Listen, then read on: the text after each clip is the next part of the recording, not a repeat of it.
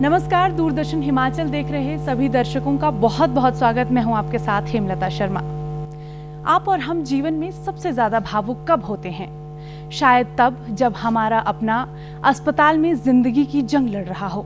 इस बीच ना तो हमें पानी पीने का समय मिलता है और ना ही खाने के बारे में सोचने का। ये समस्या भावनात्मक और आर्थिक दोनों तौर पर हो सकती है, लेकिन ऐसे में भी कुछ लोग आपकी और हमारी चिंता करते हैं। चिंता आपके अपनों की, चिंता आपकी 2 वक्त की रोटी की। जी हाँ, हम बात कर रहे हैं राजधानी शिमला के 2 अस्पतालों में जन सेवा कर रहे नौफल वेलफेयर सोसाइटी की। और इस संस्थान के साथ साथ क्या क्या काम हो रहे हैं, किस तरह से जनसेवा की जा रही है, तमाम बातों पर चर्चा के लिए आज हमारे साथ मौजूद हैं नौफल वेलफेयर सोसाइटी के अध्यक्ष गुरमीत सिंह। बहुत बहुत स्वागत सर आपका हमारे कार्यक्रम में। सर, कार्यक्रम की शुरुआत करते हैं। जनसेवा आप करते आ रहे हैं लंबे समय से, तो पहला सवाल इसी से जुड़ा आपसे रहने वाला है कि सेवा के पीछे क्या भाव है सर? किस भाव से इस सेवा को आपने शुरू किया? सेवा के पीछे जो भाव है वो हमारे माता पिता ने हमारे को बचपन से ही सिखाया है जी। और मैं शुक्रगुजार हूँ अपने माँ बाप का, संत बाबा लाभ सिंह जी का, जो इस टाइम इस दुनिया में नहीं हैं, लेकिन जो सबसे ज़्यादा सेवा करना हमें सिखाया है वो संत बाबा लाभ सिंह जी ने सिखाया है जी। और उन्हीं से प्रेरणा लेके हमने हिमाचल में लंगर शुरू किए हैं। इसके अलावा हम लोग पीजीआई चंडीगढ़ में लंगर की व्यवस्था रखते हैं। वहाँ पे रहने खाने पीने की सारी व्यवस्था है। ठीक उसी व्यवस्था को आगे बढ़ाते हुए हमने गुरु नानक का घर आईजीएमसी के अंदर एक सराय बनाई है, जिसके अंदर 32 लोगों के रहने की व्यवस्था है और हम वो सभी सुविधाएं जो एक आदमी को अपने घर से दूर आके देने की एक प्रयास होता है, उसको देने के लिए हम कोशिश कर रहे हैं। जी बिल्कुल, और आप इसको निरंतर चला रहे हैं, लेकिन उससे पहले शुरुआती एक सवाल आपसे ये रहने वाला है कि कब आपने ये सोचा कि अब जो रुख है वो सेवा की तरफ होना चाहिए, या फिर जनसेवा की तरफ आपका रुझान बढ़ने लगा, आपने सोचा कि अब जो है जनसेवा की तरफ मुड़ा जाए? 2010-11 के अंदर मेरे मदर को पैरालाइज हुआ था जी, और तब हम उनको लेके आईजीएमसी जाते थे। तो जिन लोगों ने उस टाइम पे बहुत ज़्यादा उम्मीद जताई थी कि हम आपकी मदद करेंगे, कोई स्पेशल वार्ड चाहिए हो कुछ, तो वो लोग उसको नहीं कर पाए थे। इवन हमारे अपने भी जो हमारे समाज के या सिख संगत के जो अध्यक्ष हैं वो भी नहीं कर पाए थे। तो तब मुझे ऐसा लगा कि हॉस्पिटल के अंदर मेरा जाना आना है, हम लोग खाते नहीं थे, पीते नहीं थे, सुबह मम्मी को लेके हॉस्पिटल आना, शाम को घर वापस जाना। तो बाबा जी, जो संत बाबा लाभ सिंह जी थे, वो निरंतर मेरे से पूछते रहते थे कि भाई तुमने कुछ खाया नहीं खाया, क्या किया क्या नहीं किया। तो अधिकतर जो मेरा उनको जवाब होता था ये होता था कि नहीं खाया, क्योंकि सुबह हम 8 बजे से पहले डॉक्टर के डर से उनको, जैसे प्रिंसिपल के डर से लाते हैं उस तरह से डॉक्टर के डर से हम उनको पहले बेड पे लाते, रात को उनकी परमिशन से लेके जाते। तो उन्होंने मम्मी के इलाज के कुछ टाइम बाद मेरे को बोला कि जैसे हम पीजीआई सेवा करते हैं ऐसे ही तुम लोग यहाँ पर सेवा क्यों नहीं शुरू करते। तो हमने तब अथॉरिटी को अप्रोच किया इस तरह की लंगर व्यवस्था के लिए। बिल्डिंग बनाने तक की बात आई थी उस टाइम पे बाबा जी के द्वारा, तब हम इस चीज़ को नहीं कर पाए थे। लेकिन निरंतर हमने पीजीआई से काम जो था वो हिमाचल करना शुरू किया। सबसे पहले हमने लड़कियों की शादियाँ करानी शुरू करी और इस टाइम परमपिता परमेश्वर की कृपा से हिमाचल में हमारी संस्था ने 300 से ऊपर लड़कियों की शादियाँ कराई हैं। तो उन शादियों को कराते कराते मैं पीजीआई जाने लगा। बाबा जी ने पीजीआई का जो था सेवा का कार्य दिया जी। तो मैं सेवा का ऐसा चोर था, धर्म का ऐसा चोर था कि मैं जाता नहीं था जी। अनंतपुर साहिब जब मैं उनको मिलने गया तो उन्होंने मेरे से एक दिन पूछ लिया कि आप पीजीआई जाते हैं, मैंने आपको सेवा का काम दिया था। मैं कहा नहीं। बोले क्यों? मैंने कहा ऐसे ही। बोले जाया कर। तो उनका कहना मेरे लिए ऐसा था जैसे भगवान का कहना होता है। मैंने जाना शुरू किया। वहाँ पे मुझे हिमाचल के लोग मिलते थे, तो एक टच आ जाता था। जैसे हम कहीं भी जाते हैं, सरदार को सरदार देख के, पहाड़ी को पहाड़ देख के, तो ऐसे हिमाचली जब लोग आते थे तो मुझे लगता था कि नहीं यार, इनके लिए मैं कुछ करूं। फिर मैंने उनसे बैठना, स्पेशल उनको पूछना कि आपको कोई दिक्कत तो नहीं है, खाने की दिक्कत नहीं है, पीने की दिक्कत नहीं है, चेक कराने की दिक्कत नहीं है। तो वहाँ से फिर थोड़ा सा मेरा रुझान और बढ़ा और करते करते हमने उस कार्य को पीजीआई के अंदर ही बढ़ाया नहीं, बल्कि हमने हिमाचल में भी काफ़ी ऐसी जगहें हैं जहाँ पे हमने इस सेवा के कार्य को बढ़ाते चले गए और करते चले गए। जी बिल्कुल। तो हम कहीं ना कहीं ये मान सकते हैं कि जो अस्पताल में सेवा करने का आपने सोचा है वो आपकी माताजी के किस्से के साथ जुड़ा हुआ है? वो मेरी मदर से ये रिलेटेड था, क्योंकि हम सुबह 8 बजे आते थे, क्योंकि डॉक्टर की ऐसी इंस्ट्रक्शन होती थी कि आपने 8 बजे से पहले लाना है। जैसे प्रिंसिपल दबकाता है वैसे डॉक्टर दबकाते थे जी। और जाना है तो ठीक सुबह टाइम से आ जाना, नहीं तो हमारी नौकरी को खतरा हो जाएगा जी। उस टाइम पीरियड के अंदर हमारा इतना ज़्यादा हेक्टिक रहता था कि हम मम्मी के साथ इतना ज़्यादा बिजी थे कि हम खा नहीं पाते थे। कुछ भी हमारे को ना खाने का ना पीने का कोई टाइम नहीं रहता था। तकरीबन 3.5 महीने तक ऐसा रूटीन रहा कि हमने कभी एक वक्त खाया, कभी नहीं खाया। तब हमने सोचा कि हम क्यों ना हॉस्पिटल्स के अंदर भी यहाँ हिमाचल में ऐसी व्यवस्था शुरू करें, और हमने इस व्यवस्था की शुरुआत जो थी 2019 के अंदर DDU हॉस्पिटल से शुरू करी जी। और इसको करते करते आज हम IGMC में भी हैं, और आगे जैसे परमपिता परमेश्वर की इच्छा रहेगी हम इसको आगे बढ़ाएंगे जी। और अभी हमारी सेवा जो है वो सिर्फ एक निरंतर स्थान पे नहीं है। हमारा पूरा पेशेंट्स को, उनके अटेंडेंट्स को, अपने मिलने वालों को हम बोल बोल के कहते हैं कि अगर आपका कोई पेशेंट, आपका कोई जानने वाला बेड पर है, उनके साथ अटेंडेंट है और वो नहीं आ सकते, तो आप हमें बताइए, हम वहाँ तक खाना पहुँचा के आएंगे, और ऐसा हम करते भी हैं। जी बिल्कुल। और कहीं ना कहीं जो तीमारदार होते हैं, जो मरीज़ होते हैं, खाने की चिंता जो है बिल्कुल रहती ही है। घर से दूर हैं, इलाज के लिए पैसे चाहिए, खाने के लिए खाना चाहिए, लेकिन कहीं ना कहीं हमने जिक्र किया कि भावनात्मक तौर पर भी यहाँ पर इंसान जो है बहुत कमज़ोर पड़ जाता है। तो ऐसे में संस्था की तरफ से, आपकी तरफ से किस तरह से सपोर्ट किया जाता है भावनात्मक तौर पर? देखिए, मैं शुरू से ना थोड़ा सा माहौल को हल्का बनाने में विश्वास रखता हूँ। जी बिल्कुल। तो मेरे पास जैसे पेशेंट्स आते हैं या कोई उनके अटेंडेंट्स आते हैं, वैसे तो ज़्यादातर उनके अटेंडेंट्स आते हैं, पेशेंट्स तो हमारे पास रहते हैं। जी बिल्कुल। और जो ज़्यादातर पेशेंट्स हैं वो या तो IGMC के अंदर रहते हैं या फिर कैंसर हॉस्पिटल के अंदर हैं, और वहीं से खाना अपना लेते हैं। हमारे पास जो आते हैं उनके अटेंडेंट्स होते हैं। जी। तो अटेंडेंट आते ही, जैसे मान लीजिए कुछ अच्छी चीज़ बनी होती है, तो सबसे पहला उसका जो मेरे को कहना होता है, आप पेशेंट के लिए पैक कर दीजिए।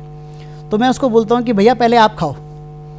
तो वो एकदम रुक जाता है, बोले नहीं हमें मरीज़ के लिए दे दो, हम मरीज़ के लिए लेने आए हैं। मैं कहता हूँ नहीं, पहले आप खाइए, आप स्वस्थ रहेंगे तब आप मरीज़ की ज़्यादा देखभाल कर पाएंगे। तो माहौल को हल्का रख के हम उनको थोड़ा सा लाइट फील कराते हैं, थोड़ा हंसी मजाक चलता रहता है। जी बिल्कुल बिल्कुल। और ये बहुत ज़रूरी भी कहीं ना कहीं हो जाता है। जी बिल्कुल। और इसके साथ हम लोग थोड़ा सा, हमने पिछले 1.5 साल से वहाँ पे भजन कीर्तन का भी आयोजन स्टार्ट किया है, और कुछ ऐसे वहाँ पे हमारे पास कैंसर पेशेंट्स हैं जो सराय में रहते हैं, जो खुद भजन कीर्तन वहाँ पे करते हैं। हाँ जी। एक बुजुर्ग हैं जो अभी नहीं कर पाते, लेकिन स्टार्टिंग भजन की उन्होंने ही करी जी। उन्होंने ही कहा कि मेरे को ढोलक मंगा के दो, हमने ढोलक मंगा के दी, छैने मंगा के दिए, बाजा भी अब खरीदने वाले हैं। जी बिल्कुल। तो इस तरह से हम लोग माहौल को थोड़ा हल्का बना के रखते हैं और सोचते हैं कि जितना अच्छा हो सके उनका किया जाए। जी बिल्कुल।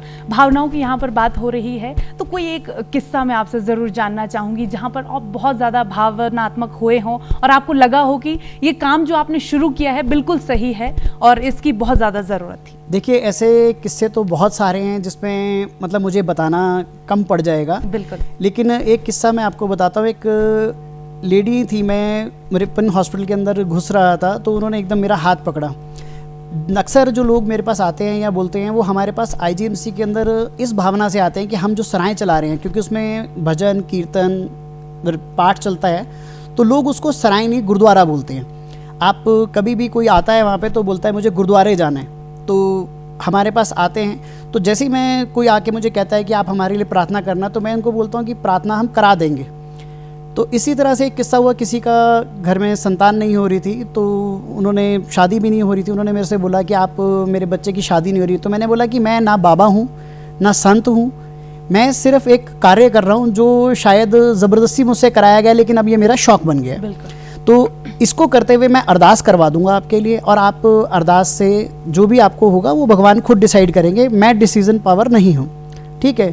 3 महीने बाद बाई चांस ऐसा हुआ कि उनके शादी हो गई, तो उन्होंने मेरा बाजू पकड़ लिया। मैं निकल रहा था लंगर से, मेरे से कहती हैं अरदास करानी है। मैं कहा करवा दूंगा। बोले ना ना तू ही करेगा। तो मैंने कहा क्यों? बोले वो इसलिए क्योंकि तेरी अरदास से मेरे बच्चे की शादी हो गई है, अब तू आगे और अरदास कर ताकि हमारे घर में जो स्वस्थ जीवन रहे। तो मैंने कहा स्वस्थ और खुशी का जीवन जो है वो मैं नहीं दे सकता आपको। बोले ना अरदास तेरे से ही करानी है। तो वो किस्सा मैं कभी नहीं भूलता अपनी ज़िंदगी की। मुझे 3 दिन में वो अरदास याद करनी पड़ी और मुझे उनको कहना पड़ा कि आप 3 दिन बाद आओ, और अब मैं लोगों के लिए अरदास भी करता हूँ। और लोग बहुत दूर पार से भी अब आते हैं, उनका ये विश्वास है कि मैं अरदास करूँगा तो कुछ होगा।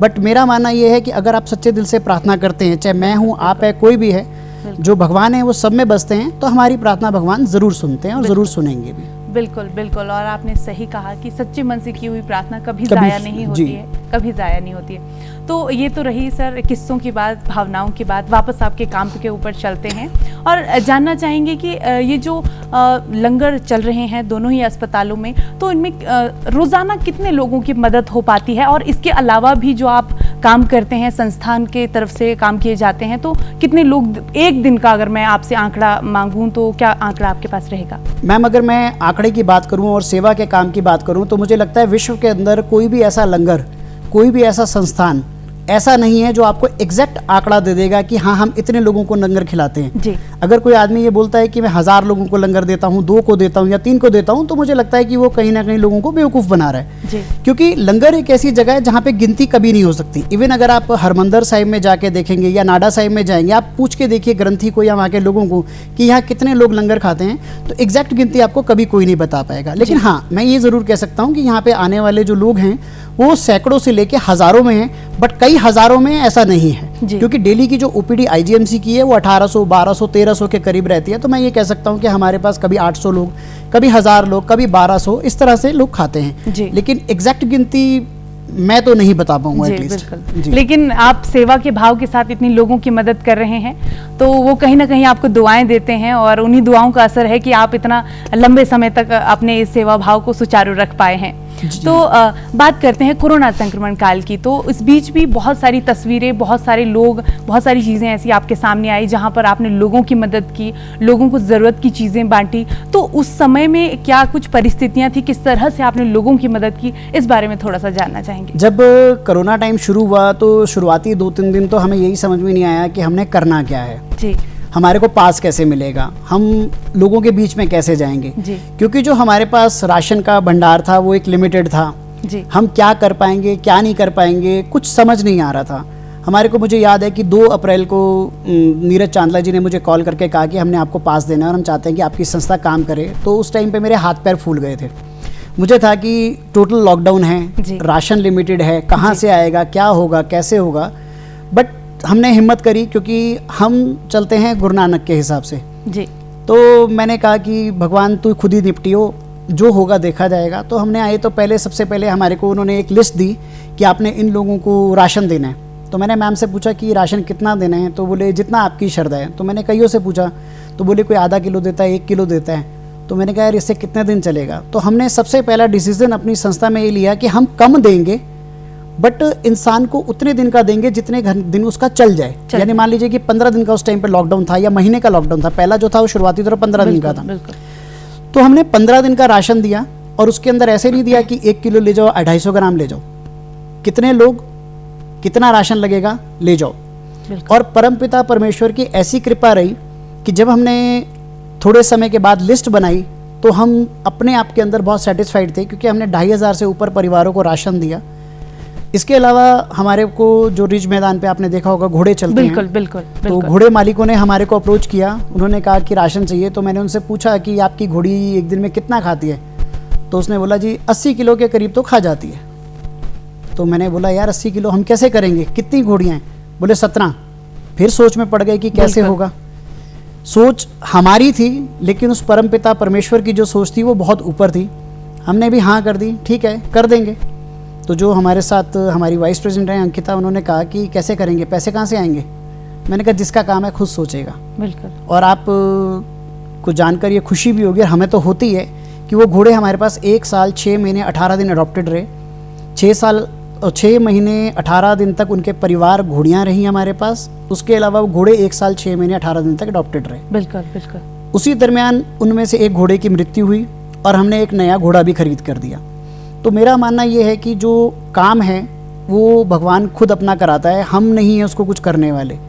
इसके अलावा हमने 4 महीने तक आईजीएमसी के अंदर खाने की व्यवस्था पूरी रखी। रिपन हॉस्पिटल के अंदर खाना, 250 पेटी पानी, अटेंडेंट्स के लिए बिस्तरे, नारियल पानी, इस तरह की व्यवस्था रखी। कॉफ़ी मशीन, चाय की मशीन, पानी की मशीन हमने अलग से दी। तो जो भी संभवतः हमारे से हो पाया हमने दिया। छोटे बच्चों को हम डेली दूध देते थे। 4 वार्ड हमारे पास थे। फागली का था, ये नीचे धोबी घाट है कैथू में, वहाँ का था, जिसमें हम डेली का 70 किलो 80 किलो दूध देते थे।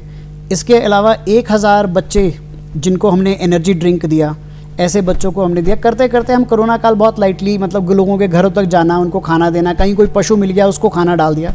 तो जो काम जैसा हमारे सामने आता गया हम उसको करते चले गए। बिल्कुल। और भगवान ने पूरा हाथ रख कर पीछे उस काम को कराया। बिल्कुल, लगता है हमें कई बार फंसेंगे, बट फंसे नहीं हम अभी तक। बिल्कुल बिल्कुल। और वो समय भी ऐसा था कि लोगों को जरूरत थी उस चीज की, अनसर्टिनिटी बहुत ज्यादा थी उस टाइम पे, आपको खुद ही नहीं पता था। अभी तो हमारे को पता होता है, चल यार फंड इकट्ठे करने हैं, इनसे ले लेंगे, इनसे ले लेंगे, उनसे ले लेंगे, मांग लेंगे, तरले कर लेंगे।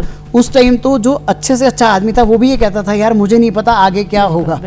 तो हम तो मांग के गुजारा करने वालों में से हैं। बिल्कुल। लेकिन भगवान ने हमारी पूरी राज रखी, संस्था की पूरी लाज रखी और हम इसको करते चले गए। बिल्कुल, आपके भगवान में आपकी आस्था, आपका विश्वास और लोगों के सहयोग से ये सब कुछ संभव हो पाया है। जी। तो शुरुआत में आपने जिक्र किया कि बहुत सारी बेटियां हैं जिनकी आपने शादियां करवाई हैं। तो मैं मानती हूं कि अभी भी हिमाचल में बहुत सारे ऐसे परिवार होंगे जो आर्थिक रूप से सुदृढ़ नहीं होंगे अपनी बेटियों की शादी करवाने के लिए, क्योंकि हर एक बाप का सपना होता है उसकी बच्ची की शादी हो। तो ऐसे में किस तरह से ये काम आपने किया, और यदि कोई करवाना चाहता हो तो किस तरह से कांटेक्ट कर सकता है, इन तमाम बातों पर थोड़ा। हमारे साथ ना बहुत सारी चीजें जो बाय डिफॉल्ट होती हैं जी, और भगवान ने शायद इस काम के लिए हमें मुकर्रर किया हुआ है या इस काम के लिए तय कर दिया कि भाई तूने इस काम को करना है। जी। तो मैं अपनी कमाई का 10वां हिस्सा निकालता हूँ, जिसे हम दशांश बोलते हैं। जी बिल्कुल। तो मान लीजिए कि मैंने 10 लाख कमाया, तो मैंने 1 लाख जो है वो अच्छे काम के लिए लगाना है। कहीं डिस्कशन चल रहा था शादी के लिए, तो एक पिता थे कांगड़ा के, वो परेशान बैठे थे, मेरे दोस्त से डिस्कशन कर रहे थे कि यार लड़की की शादी करनी है और गाँव में जो है वो धाम बड़ी ज़बरदस्त होती है, मैं 100-150 से ऊपर कर नहीं सकता। तो मेरे सर्कल में बोलते हैं कि एक हमारा सरदार जी और एक हनुमान जी कभी भी कहीं भी कूद जाते हैं। तो मैंने पूछ लिया बीच में, जबकि मुझे बोलना नहीं चाहिए था। मैंने कहा क्या दिक्कत है? बोले लड़की की शादी करनी है। तो मैं परेशानी क्या है? बोले धाम की। मैं कहा लिस्ट दिखाओ। तो जब मैंने वो लिस्ट देखी तो वो मेरे दसवंत के अंदर थी। तब हमारे पास संस्था नहीं थी, हम संस्था का काम नहीं करते थे, सेवा नहीं करते थे। तो मैंने कहा लाइए आप मेरे को लिस्ट दिखाइए। मैंने जब लिस्ट पढ़ी तो मैंने अपनी दसवंत के साथ जब उसको कैलकुलेट किया तो वो बहुत कम था। तो मैं कहा ठीक है, इस शादी को हम कर देंगे। वो पहली शादी थी जो 2014 में हमने करवाई, और उसके बाद से वो ऐसा सिलसिला बना कि जैसे जिसको पता लगा कि ये शादी करवाता है तो उन्होंने कहा कि हमारा भी हिस्सा डाल दियो। करते करते हमें खुद नहीं पता लगा कि हम 300 से ऊपर लड़कियों की शादियां कब करा गए। जी। अब ये है कि लोग हमारे पास आते हैं, अप्रोच करते हैं। शादी के लिए हमने एक क्राइटेरिया रखा हुआ है जी, कि हम उसका पूरा फाइनेंशियल चेक करते हैं कि वो कहाँ से कितने लोगों से मदद ले रहे हैं, उनका फाइनेंशियल क्या। अगर वो सिर्फ संस्था पे डिपेंड रहते हैं और उनका फाइनेंशियल कमजोर होता है तो हम उनकी पूरी शादी भी करा देते हैं। बिल्कुल। लेकिन अगर ऐसा लगता है कि नहीं ये बहुत जगहों से ले रहे हैं तो हमने उसमें क्राइटेरिया के हिसाब से 2100, 5100, 11,000, नहीं तो लड़की की शादी की धाम हम दे देते हैं। अच्छा। उसके लिए मना नहीं करते। लोकल लीडर या लोकल किसी बंदे को इन्वॉल्व करते हैं, चाहे वो सरपंच है, पंचायत के प्रधान हैं, लोकल एमएलए, कोई भी हो, वो हमारे को लेटर लिख के दे, आधार कार्ड लगाए, कार्ड दे, उसके साथ वो अपना रिकमेंडेशन लेटर दे, हम दे देते हैं। अभी रिसेंटली हमने एक शादी जुनगा में कराई है, सोलन कराई है, इसके अलावा अभी हमने ऊपर एक अपना समर हिल में कराई है। इस तरह से कराई है, लेकिन लोकल एक आदमी की इन्वॉल्वमेंट रखते हैं क्योंकि हमें नहीं पता कि उसका फाइनेंशियल क्या है, कैसा है। इसको पुष्टि करना बहुत जरूरी भी है। जी, क्योंकि आज का युग ऐसा है ना कि हमें नहीं पता कि हमारे से एक सही आदमी लेके जा रहा है या गलत। लोग तो सरकार को नहीं बख्शते कार्ड बनवाने में या कैसे भी, हम तो बहुत छोटी चीज है। जी बिल्कुल, इसलिए थोड़ा सा ध्यान रखना पड़ता है। पुष्टि करने की बात आ रही है तो एक सवाल आपसे जरूर मेरा यहाँ पर रहने वाला है, क्या आप इस चीज को हमेशा चेकआउट करते हैं या फिर इस चीज को आप देखते हैं कि कहीं आपके नाम की आड़मर कोई ऐसा काम तो नहीं हो रहा है जो फिर 420 का हो या फिर पैसे कमाने के लिए कोई आपके नाम का इस्तेमाल कर रहा हो? इस बात का क्या चेक रखा जाता है, संस्थान के नाम पर कोई बात ना आए इसलिए? हम लोग अपनी तरफ से पूरा चेक रखते हैं कि जो है संस्था के नाम पर या संस्था के बिहाफ पर कोई पैसा ना ले ले। लेकिन एक दो किस्से ऐसे भी अच्छे लोगों के व्हाइट कॉलर के आते हैं जो हमारे नाम से ही हमारा राशन ले जाते हैं, हमारे ही पैसे निकलवा लेते हैं। फिर लोग कहते हैं कि हम वापस जाके ले, तो हम कहते हैं कि नहीं, वो भी अच्छे काम में जा रहा है, ये भी अच्छे काम में जा रहा है, जाने दो, कोई बात नहीं। कई बार ऐसा भी होता है कि हम लोगों से खुद कहते हैं कि लोग जैसे मुझे पैसे पकड़ाते हैं और कहते हैं कि आप ये पैसे रख लो और इसकी रसीद नहीं चाहिए, तो मैं सबको ये बोलता हूँ और मैं आपके माध्यम से भी लोगों को ये बोलना चाहूँगा कि चाहे वो हमारी संस्था है या कोई भी संस्था है, आप कहीं भी पैसा दे रहे हैं आप उसकी रसीद जरूर लें, क्योंकि रसीद जो है वो अकाउंटेबिलिटी रहती है। आज मैं हूँ, चलो मैंने पैसा सही जगह लगा दिया, क्या गारंटी कि कल को अगर मैं इस संस्था को नहीं चला रहा या कोई और बैठा है वो पैसा ठीक उसी संस्था में डालेगा। तो इसलिए आप कहीं भी उसको पैसा जरूर दें तो जरूर रसीद को जरूर लेना चाहिए, ऐसा मेरा मानना है। बिल्कुल बिल्कुल। और कहीं ना कहीं हमारे दर्शकों के लिए भी ये संदेश है कि यदि आप सेवा भाव से कहीं दान पुण्य कर रहे हैं तो उसकी रसीद जरूर आप लें, ताकि आपका जो पैसा है, आपने जो चीज भी सेवा भाव से दान की है, उसका सही इस्तेमाल हो सके, वो सही हाथों तक पहुंच सके। सर, बात अब करेंगे आपकी संस्था के नाम की। तो किस तरह ये नाम सोचा गया और कैसे रखा गया, क्या जो है पीछे इस नाम के रहा है सब कुछ? संस्था बनाने का भी हमारे बाबा जी ने ही सोचा था, संत जी। बाबा लाभ सिंह जी ने। जी। उन्होंने अपने गुजरने से कुछ टाइम पहले मुझे बोला कि तू अलग अलग काम करता है, लोग तेरे को पैसे देते हैं, कल को ऐसा भी हो सकता है कि लोग पूछे कि पैसा कहाँ से आ रहा है, कहाँ जा रहा है, और ये भी हो सकता है कि आज तुम एक छोटी संस्था में हो, कल को बड़ी करो, बिल्कुल। तो तुम अपने नाम से एक संस्था बना लो। तो मैंने पूछा बाबा जी इसका क्या होना चाहिए? बोले कुछ ऐसा सोचो जिसके अंदर दान भी हो और दुआएं भी हो।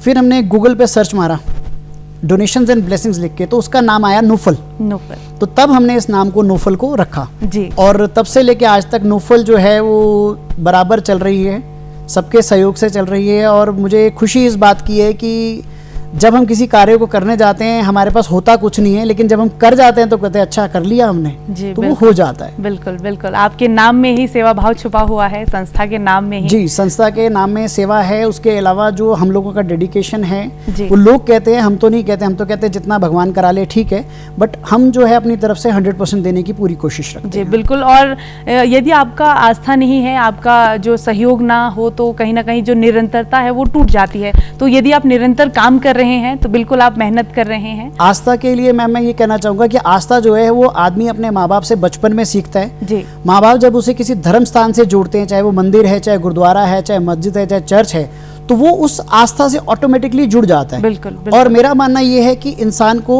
धर्म से जरूर जुड़ना चाहिए। धर्म है तो हम हैं, बिल्कुल। अगर हम हैं तभी धर्म है। इन दोनों का कॉम्बिनेशन एक दूसरे के साथ चलना चाहिए। धर्म के कार्यों में, धर्म के में जरूर जाना चाहिए इंसान को, ऐसा मेरा मानना है। लेकिन जो आप काम करते हैं उसमें धर्म कम और इंसानियत हमें ज़्यादा नज़र आती है, ये भी एक सोचने वाली बात है। कहीं ना कहीं जो है इंसानियत इंसान को जिंदा रखती है, और ये आपका जो सेवा भाव है वो बिल्कुल दिखाता है स्पष्ट रूप से। मैम, इंसानियत की बात मैं अगर करूं तो इंसानियत हमारे में तभी आती है जब हमने धर्म किया होता है। अगर हम धर्म नहीं करेंगे, हमारे अंदर हमारे माँ बाप हमारे को ये नहीं बताते कि भगवान से डरना, जो एक डर हमारे अंदर आता है, तो जब तक हम भगवान से नहीं डरेंगे तब तक हम अच्छा काम कैसे करेंगे? बिल्कुल बिल्कुल। तो इसलिए हमारे अंदर धर्म के साथ हमारे परिवारों को जोड़ना, अपने बच्चों को जोड़ना। सबसे पहले जो शिक्षक होते हैं हमारे, जो हमें सिखाते हैं, वो हमारे माँ बाप होते हैं। जी बिल्कुल। माँ बाप के बाद जो हमारा गुरु होता है वो हमारा शिक्षक होता है। जी बिल्कुल। इसके साथ जो हमारे धर्म संस्थानों के अंदर अच्छे लोग, अच्छे साधु बैठे हैं, वो हमारे धर्म को हमारे से जोड़ते हैं। उसी धर्म से हमारे अंदर ये डर आता है, उस डर से हम ये अच्छे कार्य करते हैं। जी बिल्कुल बिल्कुल, निश्चित रूप से। और हम यही चाहेंगे कि आपके संस्थान के साथ ज़्यादा से ज़्यादा लोग जुड़े। बात सहयोग की करें तो इस वक्त संस्थान से कितने लोग जुड़े हैं और किस तरह से काम कर रहे हैं सर? संस्था के साथ मैम अनगिनत लोग जुड़े हैं। हमारी जो टीम है वो इस टाइम 11 लोगों की है जी। लेकिन अगर मैं मेंबर्स की बात करूं तो रोज़ हमारे साथ एक नया मेंबर जुड़ता है, हमारे काम को समझता है, हमारे प्रोफाइल को समझता है, हमारे फेसबुक अकाउंट पे जाता है नूफल एक उम्मीद पे, वो देखता है कि हम क्या कर रहे हैं, हम जो बोल रहे हैं वो कर रहे हैं या उससे कुछ ज़्यादा कर रहे हैं। तो वो देखकर वो हमारे साथ जुड़ता है और हमारे साथ रोज़ एक नया आदमी आके जुड़ता है। हम ये बोलें कि नहीं जुड़ता, ऐसा नहीं है। धीरे धीरे हम अपने जो सेवा के काम को हैं वो बड़ा कर रहे हैं। एक छोटे से स्क्रैप से शुरू किया था हमने, एक पौधे से शुरू किया था, वो धीरे धीरे जो है पौधा पेड़ बनता जा रहा है और उसकी जो छांव है वो बहुत से लोगों को देती है। आगे भी मेरा अपनी संगत पे, अपने लोगों पे, जो लोग हमारे से जुड़े हैं उनका पूरा विश्वास है कि वो आगे भी हमारा ऐसे सहयोग करते रहेंगे और इसको धीरे धीरे आगे बढ़ाएंगे, कभी उनको निराश नहीं करेंगे। ऐसा बिल्कुल बिल्कुल बिल्कुल। और सर ये जो विषय है बहुत रुचिकर है, बहुत ज़्यादा रुचि बढ़ती जा रही है आपके काम में भी। आपका काम ऐसा है, लेकिन हमारे पास समय का अभाव है, हमारा कार्यक्रम अंत की तरफ बढ़ने वाला है। तो अब आपसे आखिरी सवाल आपसे ये रहने वाला है कि सेवा तो सभी लोग करते हैं, जिसका मन होता है रोज कहीं ना कहीं सेवा करने चला जाता है, लेकिन रोज तो ना मैं कह नहीं सकती कि रोज ही करते होंगे, लेकिन जो आप ये निरंतर काम कर रहे हैं तो इसको चलाना क्या मुश्किल लगता है? कभी चुनौतीपूर्ण लगता है कि आज हो गया कल कैसे होगा, कल हो गया तो परसों कैसे होगा? क्या कहीं ना कहीं इसको चुनौती मानते हैं आप, या फिर इसको मैं 1 मई 2021 से पहले चुनौती मानता था जी, लेकिन 1 मई 2021 के बाद मैं चुनौती नहीं मानता जी। कारण क्या है कि उस टाइम पे मुझे अप्रैल के महीने में कोविड हुआ जी, और मैं पूरा 1 महीना घर रहा जी। अकाउंट बिल्कुल खाली था, पैसे बिल्कुल नहीं थे, संस्था के पास इवन तनख्वाहें देने के भी पैसे नहीं थे जी। मैं लंगर में आया, मैंने लंगर में बोला कि भाई इस महीने की तनख्वाहें बड़ी मुश्किल हैं चलानी, तो पता नहीं अगला महीना हमारा चलेगा नहीं चलेगा, क्या होगा क्या नहीं होगा। लेकिन वो मेरी मूर्खता थी, मेरी गलती थी, क्योंकि चलाने वाला मैं नहीं हूँ, चलाने वाला वो परमपिता परमेश्वर बाबा नानक था। मेरी सोच को उस परमपिता परमेश्वर ने 2 दिन में बदला और हम उस फेज से ऐसे निकले कि हमने एक डेड बॉडी वैन भी ली जी इसके अलावा हमने एक लंगर ऑन व्हील्स भी की शुरुआत करी जी अभी हमारे पास एक एम्बुलेंस भी है और अभी हम आने वाले 2 दिन बाद एक नई एम्बुलेंस की शुरुआत करने जा रहे हैं जी तो अब मेरा मानना ये है कि ये कार्य मैं नहीं करता मालिक कोई और है मैं सिर्फ अटेंडेंट हूँ जी। एक अकाउंटेंट हूँ जी बेइज्जती है तो उसकी इज्जत है तो उसकी चलाएगा तो वो नहीं चलाएगा तो वो जी तो ये सोचकर हम इस कार्य को अब कर रहे हैं और यही सोचकर अब इसको चला रहे हैं इसी को चलाते चलाते हमने 45 महिलाओं को सिलाई मशीनें भी दी कोरोना काल के अंदर एक ऐसे व्यक्ति का जिसका सब कुछ खत्म हो गया था उसको नए व्यापार के लिए काम शुरू कराया जी। तो बहुत से ऐसे कार्य हैं जो मुझे खुद भी याद नहीं है जैसे फ्री मेडिसिन का है उसके बारे में नहीं बताया मैंने ये भी बहुत से ऐसे काम है जो हम करते जा रहे हैं सेवा के जी तो इसलिए कराने वाला है इसको गुरु नानक जी करने वाले हैं हम जी जब तक वो करवाएगा हम करेंगे जिस दिन उसकी इच्छा होगी उठा देंगे जी बिल्कुल और हम यही चाहेंगे कि निरंतर आप ऐसे ही काम करते रहें जो बात है। तो सर सवालों की लिस्ट जो है समाप्त हुई आखिर में हम चाहेंगे कि कहीं ना कहीं बहुत सारे लोग सेवा का भाव रखते हैं सेवा जी। करना चाहते हैं लेकिन उनको जरिया नहीं मिल पाता है तो उन लोगों के लिए एक छोटा सा संदेश आपकी तरफ से मेरा मानना ये है कि अगर आप सेवा भाव करना चाहते हैं तो आप किसी भी रूप में सेवा कर सकते हैं तन मन धन से लेकिन सबसे बड़ी और सबसे उत्तम सेवा है अपने माता पिता की सेवा करना यदि आप अपने माता पिता की सेवा कर रहे हैं तो मुझे नहीं लगता कि आपको कहीं बाहर जाने की ज़रूरत है अगर आपके पास समर्थ है और फिर भी आप कहीं बाहर जाना चाहते हैं माता पिता की सेवा के साथ साथ आप धर्म से जुड़ें धर्म के साथ ऐसे निजी संस्थानों के साथ जुड़ें जो मानवता के लिए आगे काम कर रहे हैं मेरा बस इतना ही संदेश रहेगा आपके लिए जी बिल्कुल और बहुत दर्शकों बहुत के बहुत लिए। बहुत शुक्रिया धन्यवाद आपने अपना समय दिया इस तमाम बातों के लिए तमाम जानकारियों के लिए बहुत बहुत शुक्रिया आपका धन्यवाद तो ये थे गुरमीत जी जिनका साफ तौर पर कहना है कि आप सेवा का भाव यदि रखते हैं तो आपको जरिया ढूंढने की जरूरत नहीं है वो अपने आप तक आएगा कहते हैं कि नर सेवा ही नारायण सेवा होती है तो कभी भी अब आपको ईश्वर की सेवा करने का ख्याल मन में आए तो अपने कदम अस्पताल की तरफ मोड़ लीजिएगा हो सकता है कि कोई दुखियारा वहां पर आपकी राह देख रहा हो आपकी मदद की राह देख रहा हो वहां जाकर एक पंथ दो काज होगा जहां पर नर की सेवा होगी तो वहीं पर जो नारायण है वो बिल्कुल प्रसन्न आपसे हो जाएंगे तो आपसे यही उम्मीद करते हैं कि इस संस्थान के साथ या फिर किसी और संस्थान के साथ मिलकर के आप सेवा जरूर करेंगे ऐसे लोगों की मदद करेंगे जिनको मदद की ज़रूरत है जो है चाहते हैं कि उनकी मदद हो तो फिलहाल के लिए इतना ही आपसे फिर होगी मुलाकात नए विषय के साथ तब तक के लिए नमस्कार।